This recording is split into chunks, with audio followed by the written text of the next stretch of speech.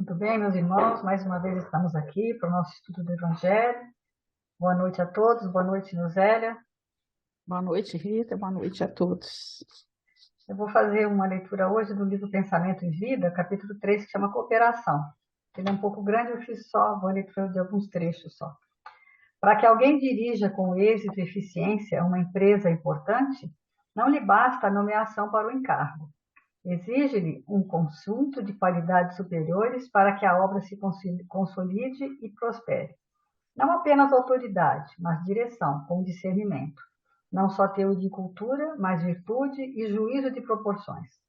Dilatados recursos nas mãos, a serviço de uma cabeça sem rumo, constituem tesouros nos braços da insensatez.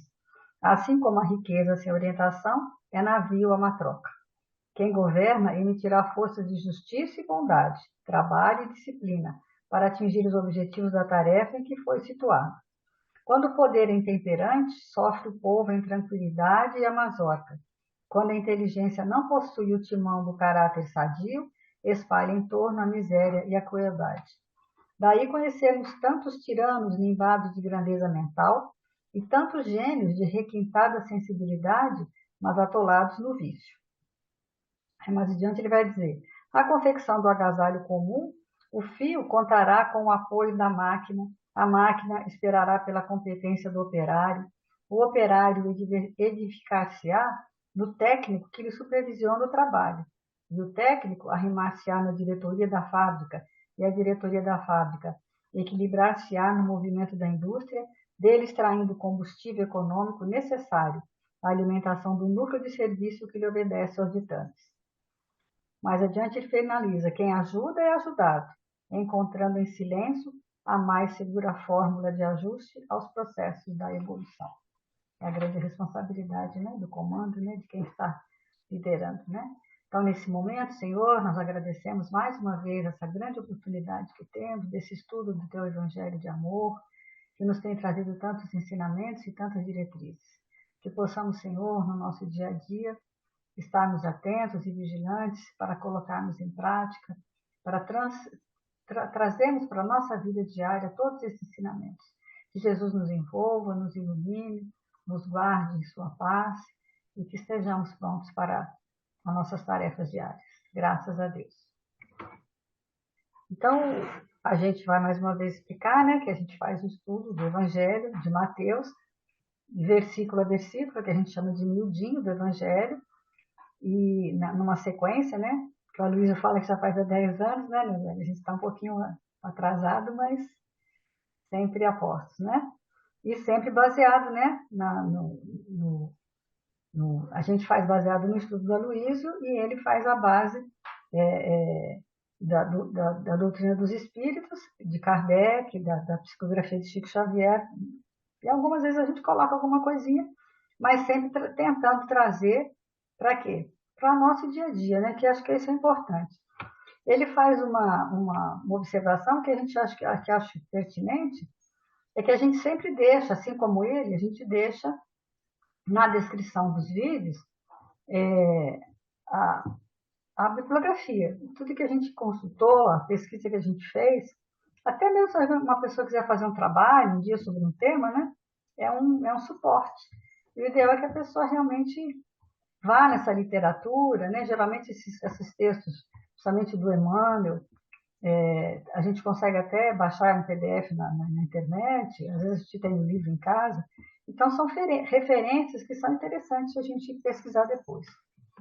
E aí ele fala também, que é uma coisa que a gente faz muito, né? Que a gente assiste uma coisa e acha que é para o outro. Mas sempre é para nós primeiro, sempre é para nós, né? Então a gente faz um Os estudo. ouvidos mais próximos são os nossos, né? Eu passei, esse final de semana foi carnaval, né? Aqui, né? A gente está gravando antes, então nós estamos aqui na semana finalizando o carnaval. E eu participei de um encontro de 3 dias lá em Juiz de Fora, que foram 3 manhãs.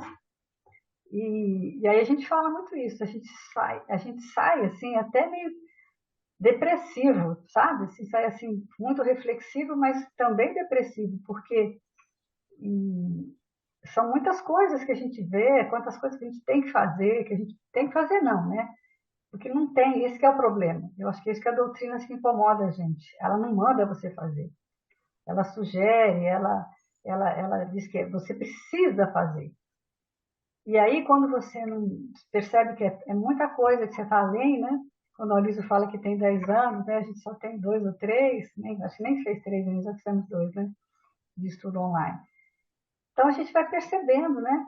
E nesses encontros tem pessoas assim, muito letradas, que falam bem, que não só falam bem, mas tem um conteúdo muito grande de conhecimento, e a gente fica assim, nossa, meu Deus, tu ainda tá longe, né? Ainda estou longe de ter um entendimento melhor, mas principalmente de fazer, né? Eu acho que e aí a responsabilidade que é esse conhecimento, sabe? Eu acho que é isso que é mais você quando você a partir do momento que você conhece, não tem mais desculpa, né? A desculpa acabou, porque você faz algumas questões, você tapeia a sua consciência, tapeia os outros, né? Os outros acham que você é maravilhoso, mas só quem sabe quem é você mesmo, né? Então a gente, esses momentos assim são de muita reflexão.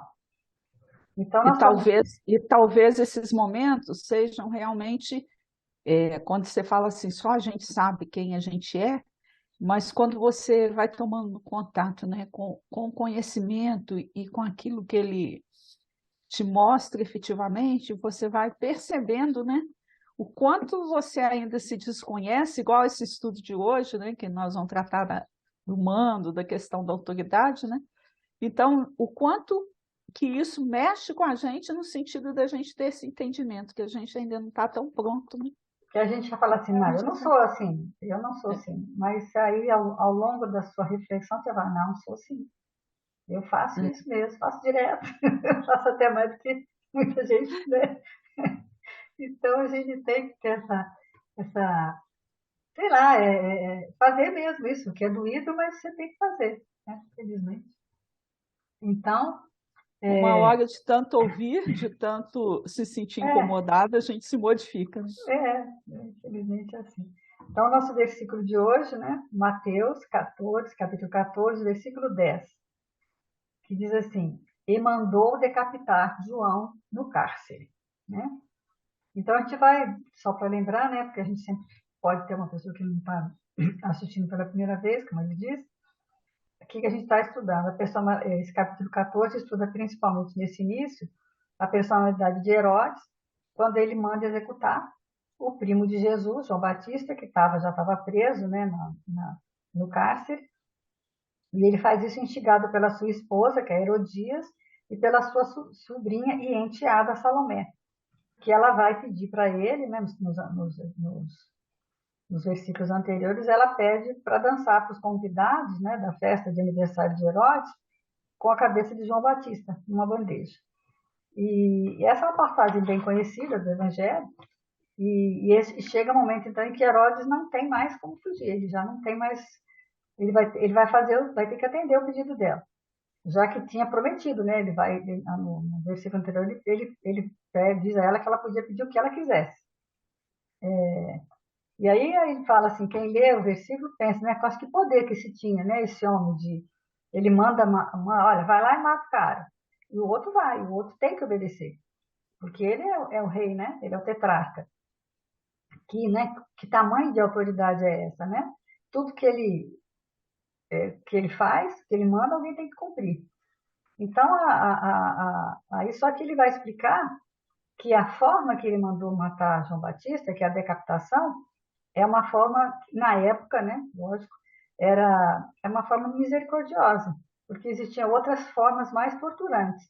A pior forma, né, a forma mais torturante, mais dolorosa e sofrida de execução era a crucificação, que foi que até Jesus foi crucificado.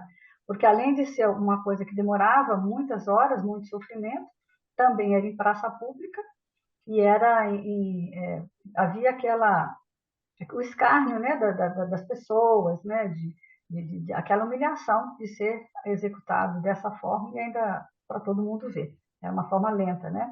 Então, essa decapitação é uma forma da pessoa sofrer menos. Então, a gente tem que pensar em duas coisas, né? Em relação a João Batista. Além dele não ser crucificado, ele ter dele ter dado essa forma mais, vamos dizer, menos dolorida de morrer, né? É estranho, né? Dá que ter captado deve ser tão bom assim, né? Seria hoje a injeção letal, né? Além de tudo, foi de uma forma oculta, porque foi na própria cela, não foi, ele não teve uma plateia para assistir como acontecia, né? Como aconteceu, por exemplo, com Jesus. Então, isso significa o quê? Que ele não tinha, assim, ele não estava sentindo um prazer, ele fez aquilo contrariado. E isso ficou claro no versículo anterior, quando se diz que quando a sobrinha pede, né, para ele decapitar, que ele se entristeceu. Ele estava fazendo isso obrigado. Ele manda, né?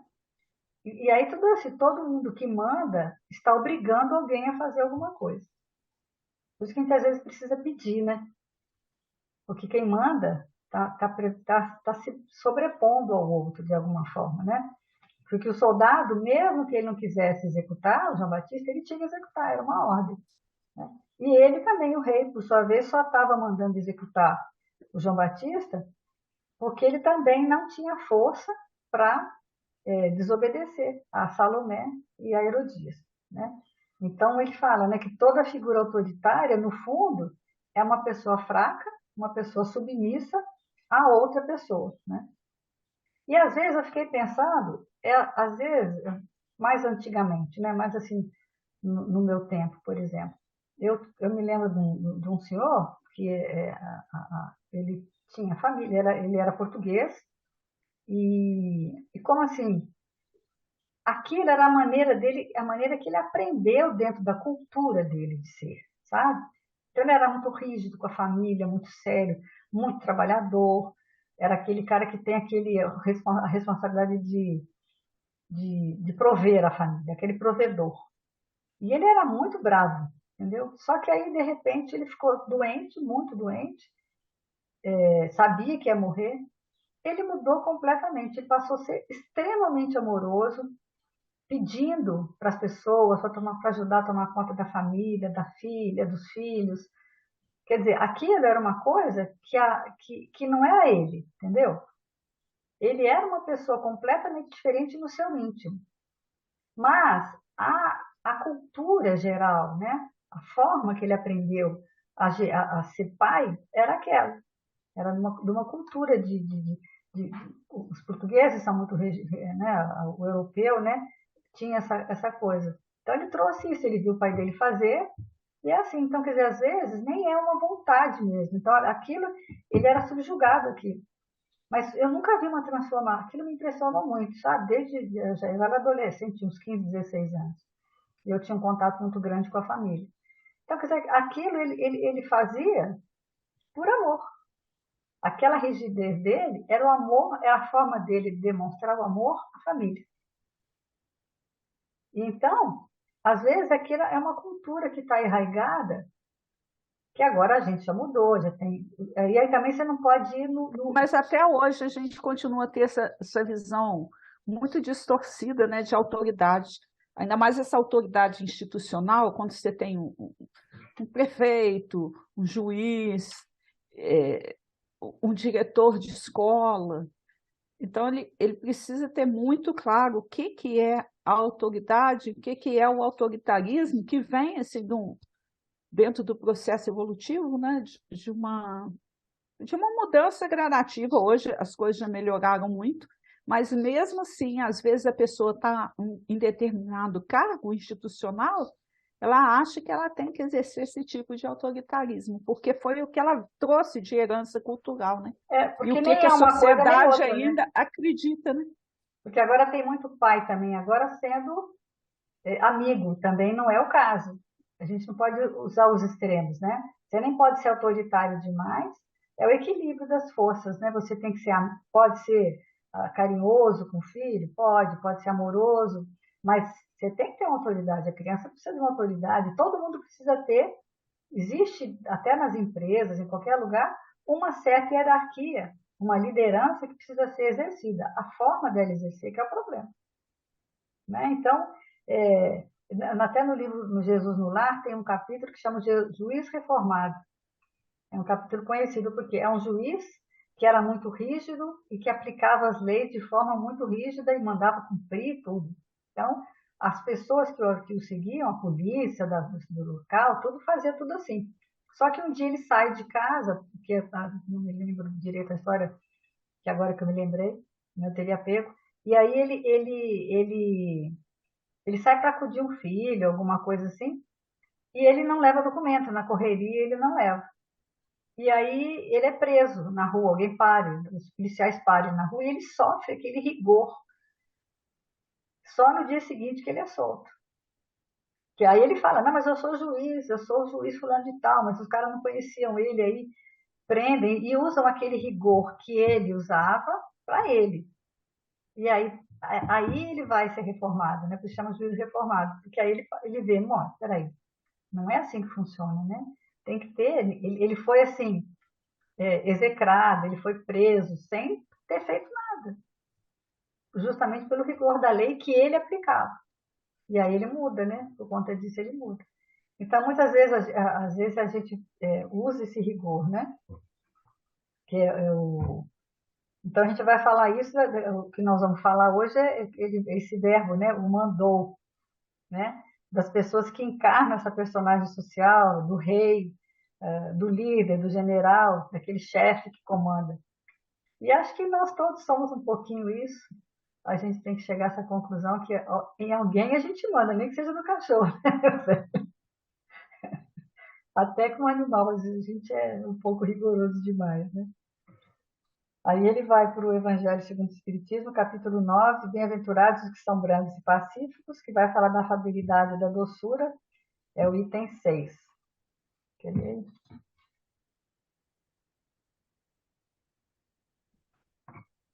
A educação, vou pular um pedacinho, né?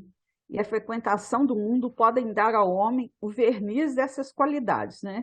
Que são a afabilidade e a doçura, né? Quantos há cuja fingida bonomia não passa de máscara para o exterior, de uma roupagem cujo detalhe primoroso dissimula as deformidades interiores? O mundo está cheio dessas criaturas, que têm nos lábios o sorriso e no coração o veneno, que são brandas, desde que nada as agaches, mas que mordem a menor contrariedade, cuja língua de ouro, quando falam pela frente, se muda em dardo peçonhento quando estão por detrás. A essa classe também pertencem esses homens de exterior benigno que, tiranos domésticos, fazem que suas famílias e seus subordinados lhes sofram o peso do orgulho e do despotismo, como a quererem desforrar-se do constrangimento que fora de casa se impõe a si mesmo, não se atrevendo a usar da autoridade para com os estranhos, que os chamariam à ordem, acham que pelo menos devem fazer-se temidos daqueles que não podem resistir. Envaidecem, né, de poderem dizer: aqui mando e sou obedecido, sem lhes ocorrer que poderiam acrescentar: e sou detestado. Não basta que dos lábios manem leite e mel, se o coração de modo algum lhes está associado. Só há hipocrisia. Aquele cuja afabilidade e doçura não são fingidos, nunca se desmente. É o mesmo, tanto em sociedade como na intimidade.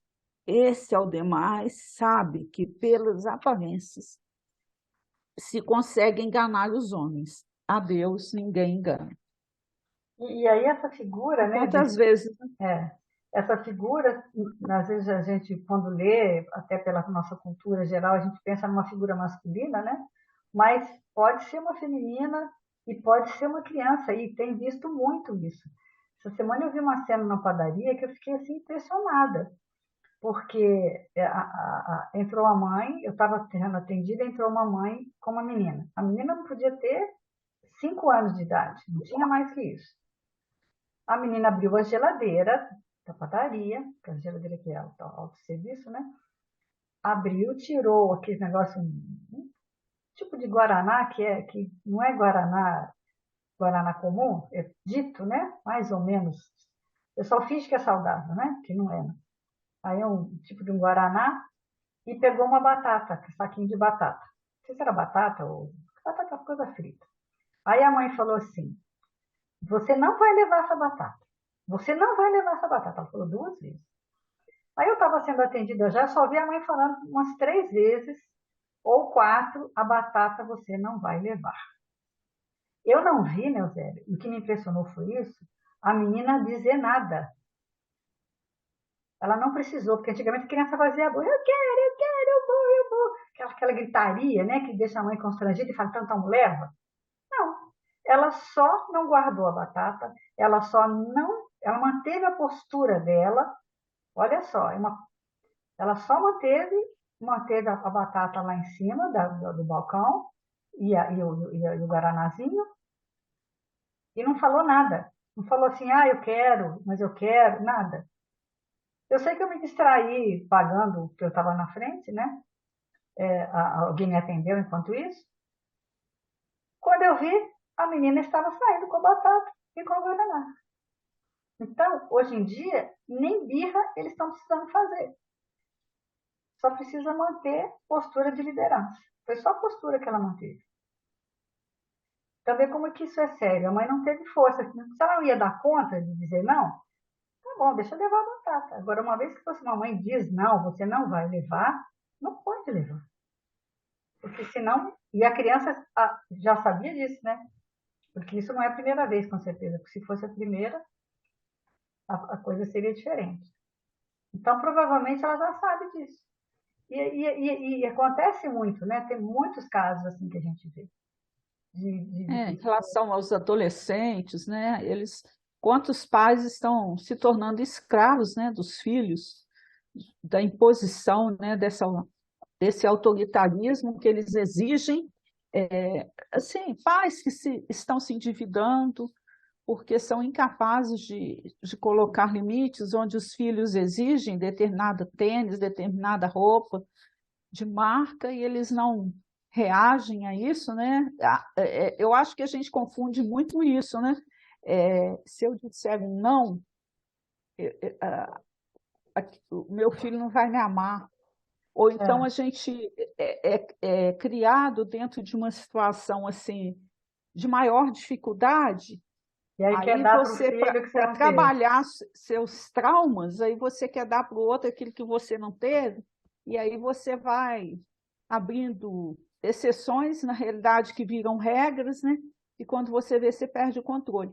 Mas uma das coisas que mais me chamou a atenção nessa leitura, né, do Evangelho, né, é quando ele fala assim, né? Aqui mando e sou obedecido, sem lhes ocorrer que poderiam acrescentar, e sou detestado. Então, às vezes, quando a gente tenta impor, né, uma situação, o quanto que a gente tem que prestar atenção nisso para ver. Eu fico analisando assim, igual a gente lá, nós estamos na instituição, a gente de uma maneira ou de outra tem que liderar, e aí essa questão da autoridade fica muito clara assim, o quanto eu levo as pessoas a agirem de maneira errada quando estão perto de mim, tem um comportamento, mas a partir do momento que se afasta, tem outro. Então, na realidade, quando você percebe isso muito, significa que você não está usando da autoridade como ela precisa ser usada a nível de entendimento, né? Porque o ideal é assim, quando você estiver numa liderança, as pessoas têm que ter o mesmo comportamento na sua frente ou quando você não está presente, né? E isso aí falta dos dois lados, esse entendimento do outro que em determinado momento ele está, assim, digamos assim, mais tendo que obedecer, né? Por causa de uma disciplina, de uma regra, e de você também que está ali naquele momento tendo que dar uma diretriz para que todos possam agir com A tranquilidade, pessoa né? você não deixa a pessoa agir de forma natural. Não permite que ela aja. Eu me lembrei agora eu trabalhava muitos anos atrás, né? Eu era jovem ainda. Trabalhava numa empresa e tinha a recepcionista. E era uma menina alegre, espontânea, que atendia o telefone, assim, amorosa, e conversava com todo mundo, brincava com todo mundo. Mas ela tinha um namorado que era muito rígido, um rapaz assim, muito ciumento, não sei como é que era a história. E ela não fazia nada de errado, só era alegre. Mas às vezes ele ia lá na recepção para falar alguma coisa com ela ou estar com ela, e a gente, lá de dentro da empresa, quando ela atendia o telefone e ele estava lá, a gente já sabia, virou piada, sabe? A gente já sabia que ele estava lá. Porque ela mudava, aí ela falava sério, né? Ele Fulano, a empresa está fazendo. constrangia Ele a ela agir de constrangia maneira ela a agir diferente. de forma diferente. Entendeu? Quer dizer, ele não a conhecia, simplesmente não conhecia, porque ela era aquela pessoa, não sei depois se casou, se não casou com ele, mas aquilo era uma coisa desagradável para ela. Entendeu? E a gente e virou piada, né? Aí hoje assim, no estudo, na época, eu culpava ela. Poxa, ela finge ser uma pessoa que ela não é. Mas na realidade hoje eu percebo que o tirano, ele enquanto tirano, né, um tirano, assim vamos dizer, ele fazia com que ela agisse de uma forma que não era espontânea. Então a responsabilidade era mais dele do que dela. Né? Ela fazia provavelmente no sentido de agradar ele, né? Dele gostar dela ser daquele jeito. É onde muitos relacionamentos não dão certo, né? Porque a gente tem que ser sincero dentro da relação. Olha, isso eu gosto, isso eu não gosto. Se uma pessoa não te conhece, como é que ela vai saber do que você gosta e do que você não gosta se você finge ser quem você não é? Então você tem Verdade. que se mostrar, né? Com os seus defeitos, com as suas qualidades, para que o outro possa saber, ó, quero ou não quero. Pode ser que ele não queira, que aquilo ele não aceite, né? Mas isso a gente é muito difícil, né, meu velho? Infelizmente. Eu também, quando eu li essa frase aqui, eu fiquei meditando assim. Imagine, eu me coloquei na situação, né? Se eu desencarnasse hoje. E aí a gente vê assim, que até em velório, né? Infelizmente as pessoas usam muito, conversam muito. Mas eu fiquei imaginando assim, se você, porque no final eu vou confessar para vocês, eu percebi que eu sou muito autoritária, sabe? Isso me incomodou um pouco, porque não assim em termos de imposição, mas estou me justificando, né? É autoridade. É autoritarismo mesmo, porque eu tenho muita dificuldade em entender o tempo do outro, sabe? Como eu sou muito agitada e eu faço mil coisas ao mesmo tempo, então eu, na realidade, assim, às vezes eu grito, às você vezes faz eu na fico frente e não dá nervosa oportunidade para o outro fazer. Né? do outro fazer e me incomoda o outro não fazer no meu tempo. E aí eu fiquei imaginando assim, se eu desencarnasse hoje, qual seria para o outro a sensação de não conviver mais comigo? Seria de alívio ou de saudade?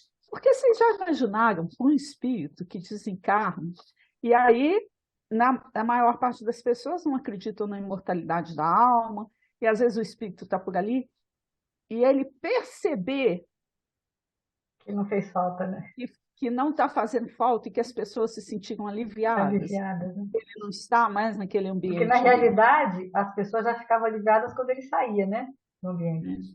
Entendeu? Uma pessoa que é muito rigorosa, muito assim, que muito mandona, né? Vamos dizer assim. É, Quando, você quando, fica ela, quando aliviado. ela se ausenta, você, ai, graças a Deus, foi embora. Ai, graças a Deus não está aqui mais.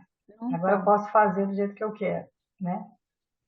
E aí eu fiquei pensando assim, eu falei, olha, Zelinha, cuidado, vamos analisar, né, o que, que a gente precisa mudar, né? Porque a gente não gritar muito, não agredir muito, entender que cada um tem seu tempo, né?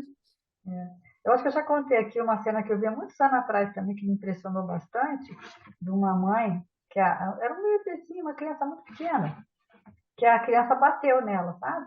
E em vez dela dar bronca, ela chorou, ela, ela ficou triste, né? E é onde aquela pessoa que a pessoa que te ama, ela não liga quando você está brava, não. Mas se ela te ama e você está triste, aí isso incomoda ela, né? Então é o caso que ele conta, né? A força do Estevão, né? E do Paulo, quando o Paulo acho que esbofeteia, né? O Paulo Um que bofetão, né? o Estevão tá falando e aí aquilo incomoda, a maneira do Estevão falar incomoda, né? De uma certa forma Paulo. Aí Paulo vai lá e dá um soco. né? E, e aí a gente vai dizer, de quem que é o poder, né? O poder é do Paulo, que bateu? Não, o poder é do Estevão, né? Que aí ele fala assim, ainda fala, você só tem o poder de me fazer chorar, nada além disso.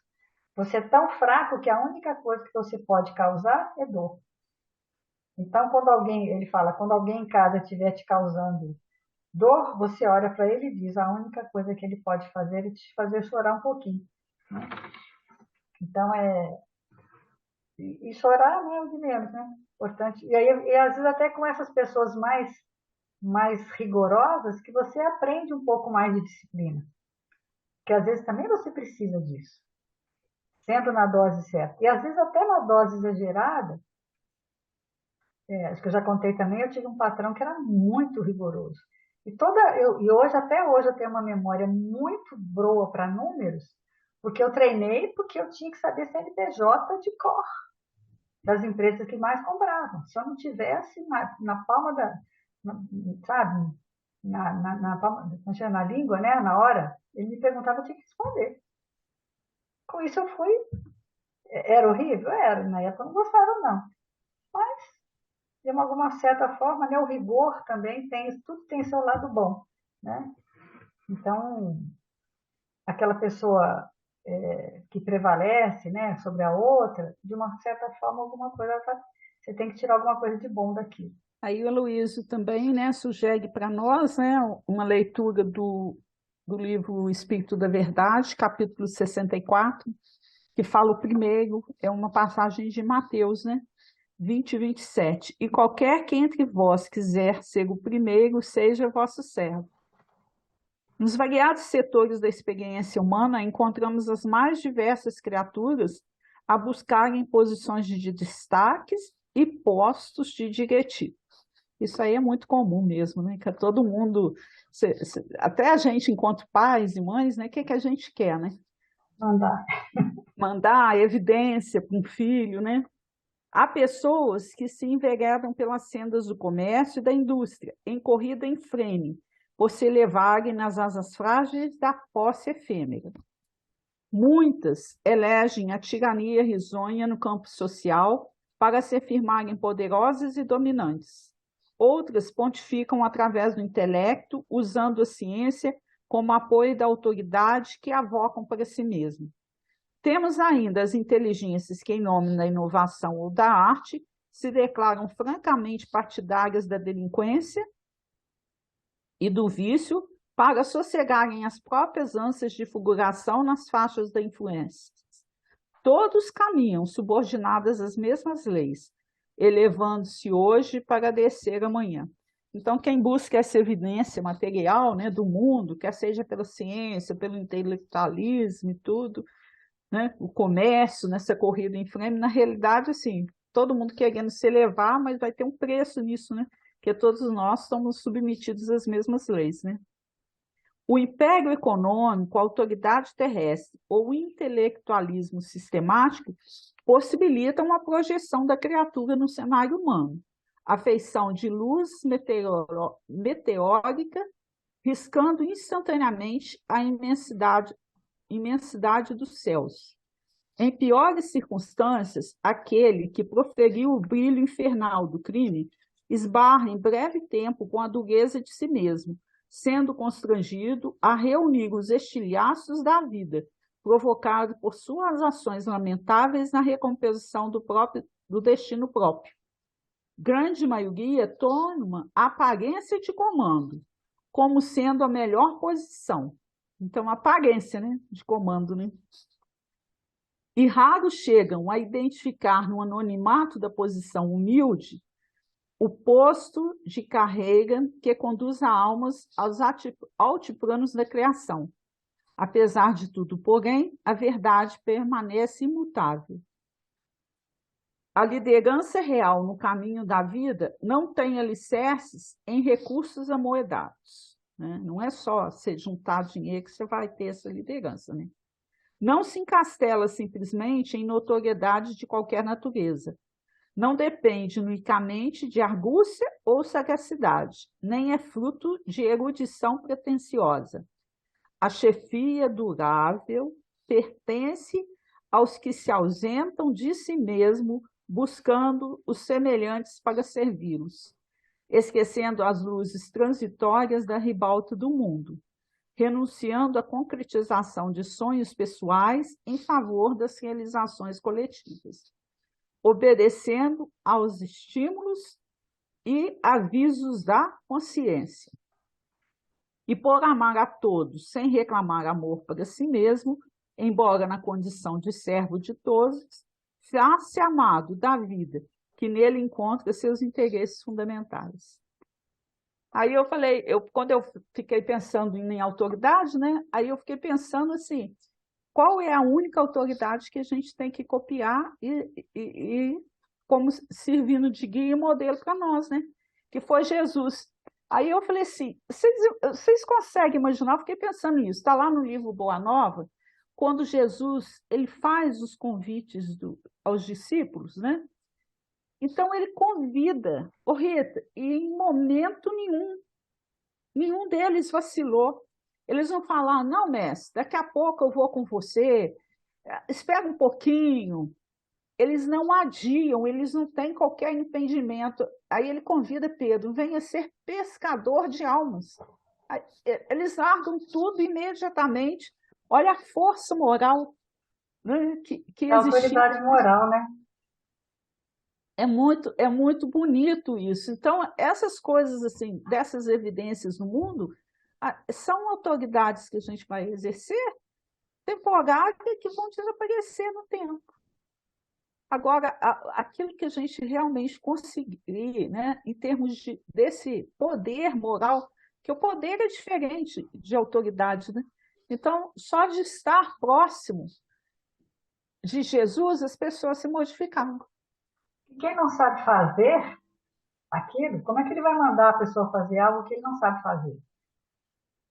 No meu tempo, assim, por exemplo, eu aprendi a cozinhar, aprendi a gente tinha obrigação em casa de Meu pai sempre falava falava isso assim, com a como é que. gente também. Não, os pais antigos falavam, tá, se você vai ter empregados para fazer o seu serviço, não importa. Porque como é que você vai ensinar como ela vai fazer se você não sabe fazer? Né? Então é uma coisa boba, mas que hoje em dia acho que não acontece mais, ou não acontece em alguns casos, ainda pouca gente faz isso. Mas é isso, você tem que saber essa autoridade que você tem. Então você estuda para quê? Para aprender. Né? Mas depois você tem que fazer. E aí, lógico que vai aparecer uns que vão liderar mais, outros que vão liderar menos, mas todo mundo tem que saber fazer. Como é que você vai ensinar o cara a saber se o cara está fazendo certo ou errado se você nunca viu fazer? Não dá para ser líder assim, né? A liderança é uma coisa que se constrói, né? André? E a gente tem que entender sempre que tudo que a gente vive a nível material é transitório.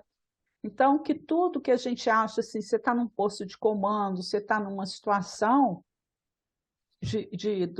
né, de ter domínio sobre algumas pessoas, vão esquecer que isso é provisório, né, e transitório, e que numa próxima existência você vai ter que aprender a estar sob o comando de alguém. E ele deu o exemplo da mão, Então, né? Eu achei fantástico, porque e é em tudo, Neuzélia, não é só na que ele fala, né? Como é que ele fala? A aula de história que ele dá, né? Que nas grandes civilizações, né? Da Roma, Egito, Pérsia, seguiam o caminho dos dedos das mãos, ou seja, né? Sobe, no meu não sobe, sobe. meu dedo não é muito coberto, é bom ter uma mão maior, né? A minha mão é muito Ah, pequena, mas vai subindo e depois e tudo isso. na nossa vida é mais ou menos assim, né?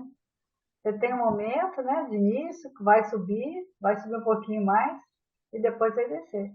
Mas você vê que não, eu achei interessante que não vem, não volta, né? É. Chega num momento que tem o certo. O que é isso aqui? É o equilíbrio, né? É o desejável, né? Mas acho que todo mundo fica tentando ficar aqui É, e não só dá lá em cima. conta. E não dá conta. Não dá conta, ninguém Eu só dá. quero, eu só quero ficar no alto, No alto, no, né? no apogeu. Ou no alto da montanha, né? É. Mas eu achei muito legal esse exemplo que E ele aí a deu. gente vê isso, né? Essa postura. Em relação, por exemplo, Jesus exercita autoridade em relação a tudo, nos processos de cura, no afastamento, né, dos endemoniados, na conversa com Pilatos, que Pilatos pergunta para ele: Tu és rei? E ele responde, né, Você o dizes, né? Porque o que ele acreditava? A única denominação que ele aceitava para si é de mestre. Então, mestre é aquele que ensina, né? Agora, todos os outros títulos, quando colocavam ele como rei, como maioral, ele não aceitou, O né? mais interessante que eu falo muito para as crianças na evangelização é a capacidade de Jesus de ouvir, de deixar falar, né? Você vê que naquelas reuniões do livro Jesus no Lar, ele deixava o povo falar, deixava o pessoal à vontade, entendeu? E aí não fala na hora que o camarada. Ele só falou, só chamou os discípulos na hora certa, na hora que eles estavam prontos para ir. E só falava com os discípulos, acho que é o capítulo do. Tem um capítulo que ele espera, né? Não sei se é com Pedro ou se é do Bartolomeu, que ele espera um momento, que está tudo mais calmo, que está todo mundo mais tranquilo, que aquilo é aquele momento que ele sabe que vai ser ouvido, ele não desperdiça a palavra.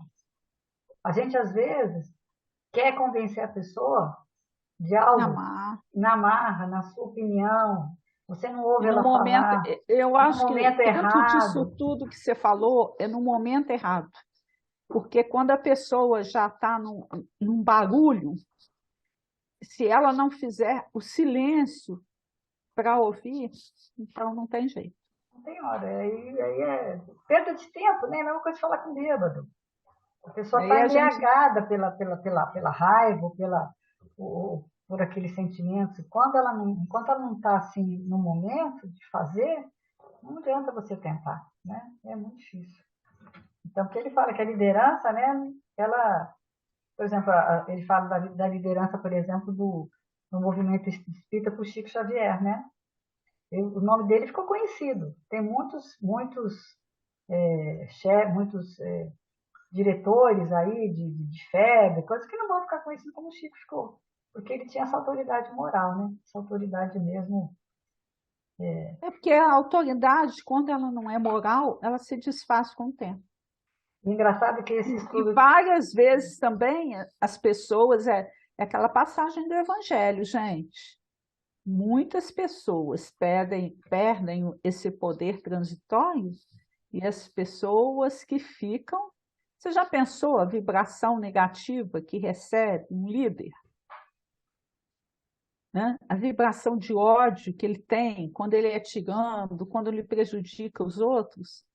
Gente, é muito sério, né? engraçado que esse estudo que a gente fez esses 3 dias do Carnaval, o tema foi cristianismos, no plural, cristãos e comunidades. Então, eles começaram a estudar desde a criação, né? Desde o início do cristianismo, aquele cristianismo primitivo e tal, e as cisões que foram acontecendo. Por quê? Porque, tipo assim, por exemplo, a primeira cisão, Jesus, imagina o que os apóstolos sentiram quando não tinham mais Jesus.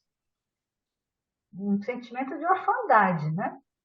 De, e agora? Agora o mestre não está mais aqui, o que nós vamos fazer? E aí a primeira cisão foi o quê? Tiago, Pedro e Paulo, né? Porque um ficou mais ortodoxo, o outro, Paulo, já queria passar para os gentios. Mas para Tiago e Pedro, né, será que o cristianismo era só para os judeus ou também era para os gentios? E aí a gente foi refletindo no estudo que, tipo assim, antes, né, no Velho Testamento, eram os profetas. É um profeta que tem uma comunicação, né, mais próxima, que tem uma revelação divina, né, tem um contato com Deus, que era o profeta, e aí esse profeta revelava. Aí até os reis, antigamente, tinham aqueles profetas que davam conselhos a ele, né? Só que aí depois apareceu o quê? A figura do sacerdote. esse sacerdote é que começa, ele não tem esse contato divino. Teve um profeta que gerou esses sacerdotes. Esses sacerdotes vão desvirtuando pelo mando, eles vão, pelos interesses dele, eles vão fazendo alguma coisa que não é bem de acordo com aquilo, né, para poder atingir os interesses dele, através até o interesse do rei, a quem ele segue. E aí tem que vir o quê? Um novo profeta. Por exemplo, João Batista é um profeta, né? Aí vem um novo profeta. Esse profeta, o que ele faz? Ele incomoda o sacerdote. Porque ele falou, cara, você não é isso não. E aí vai. E aí criaram-se o quê? Os papas. Aí Pedro, né? Olha outra vez. Aí Pedro, vamos dizer assim, é considerado o primeiro papa, porque o Vaticano funciona onde Pedro foi crucificado de ponta cabeça. Então, aí criou-se o Papa. Aí Pedro morreu, e agora? Aí criou-se a figura dos bispos. E os bispos agora é que resolvem tudo dentro da igreja. E cria-se aí essa hierarquia, que aí veio o segundo Papa, o terceiro Papa, isso aí eu já não sei mais. Mas tudo isso dentro do quê? De que alguém manda, né? E os outros obedecem. Mas de acordo com o quê? Com regras que nem sempre fazem parte, de fato, daquele cristianismo que Jesus ensinou, dos ensinamentos do Cristo. Então, muita coisa se perdeu, né?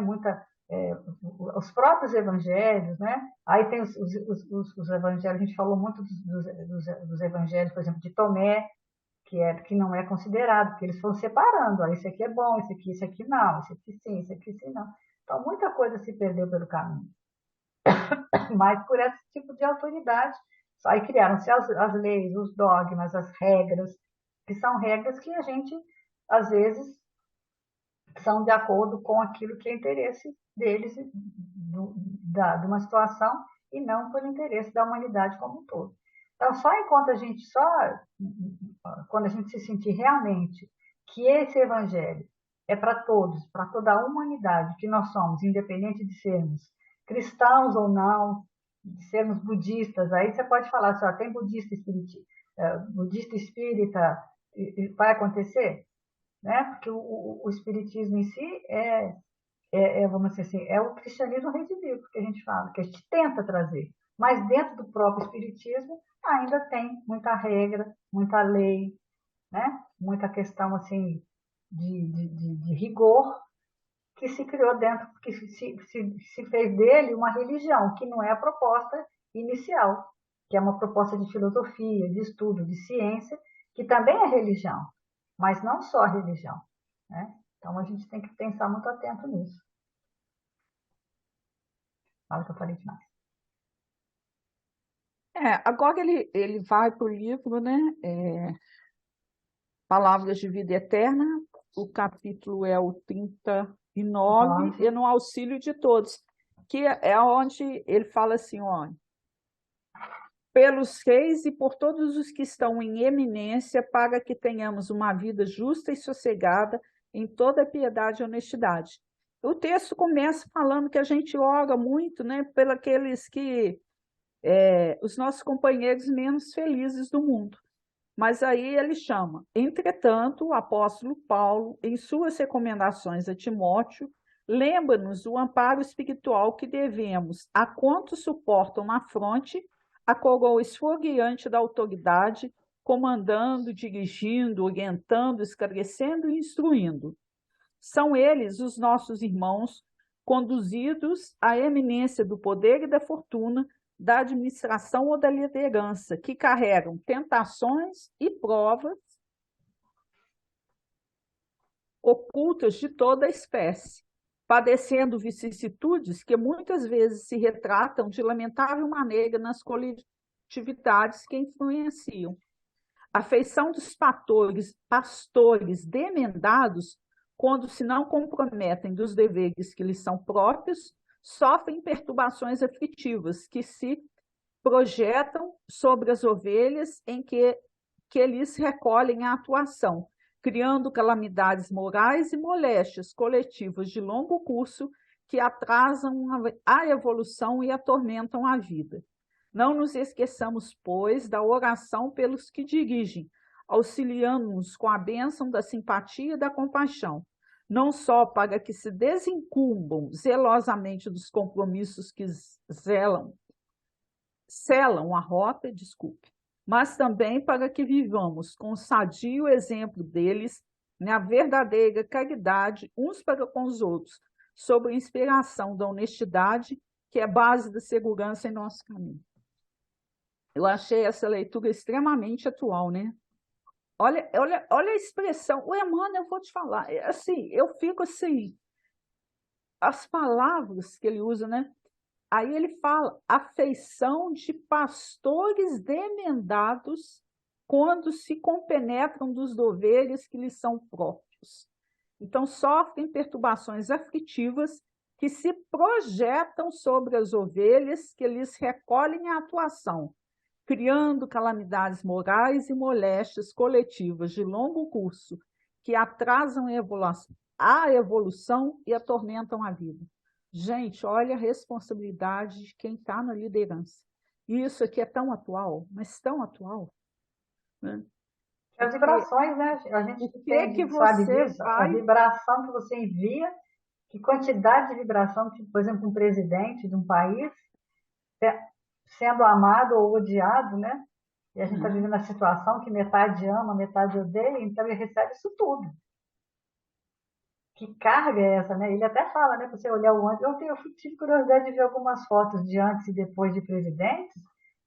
Ó, realmente, o cara envelhece pra caramba, porque é muito compromisso, é muita responsabilidade, é muita vibração que a pessoa recebe.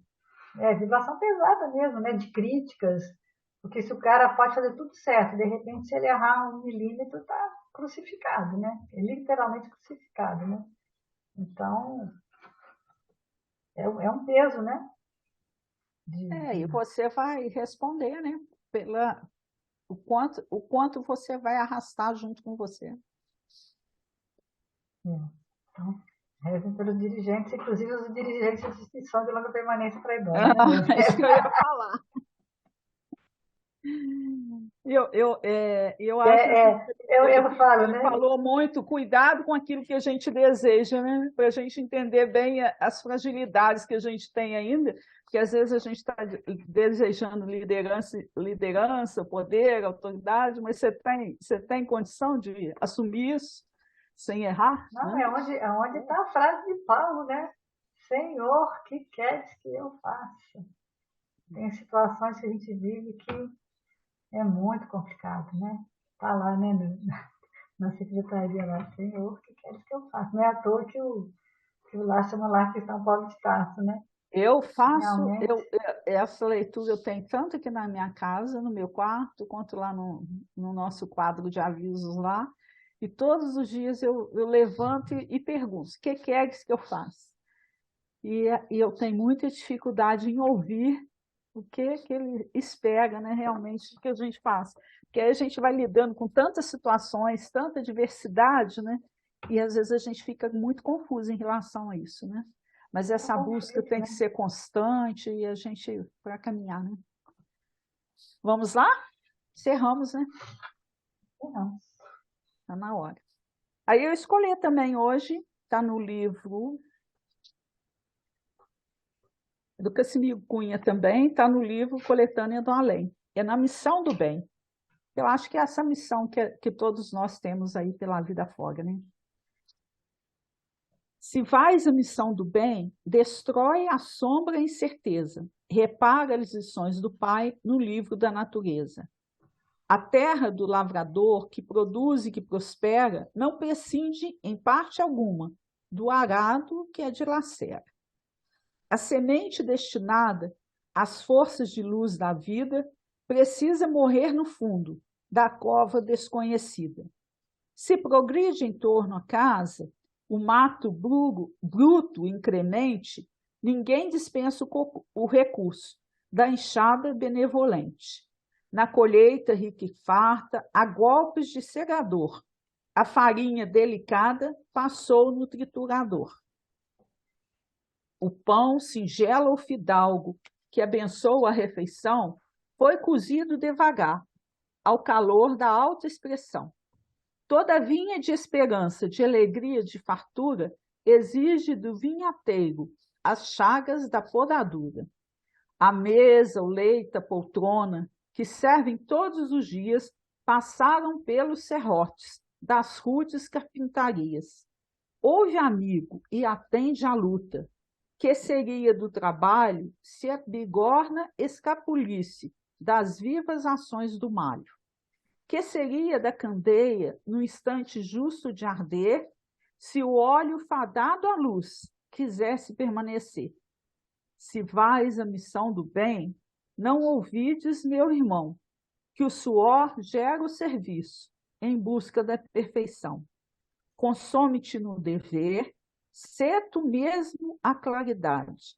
Jesus, para ser Senhor, foi servo da humanidade.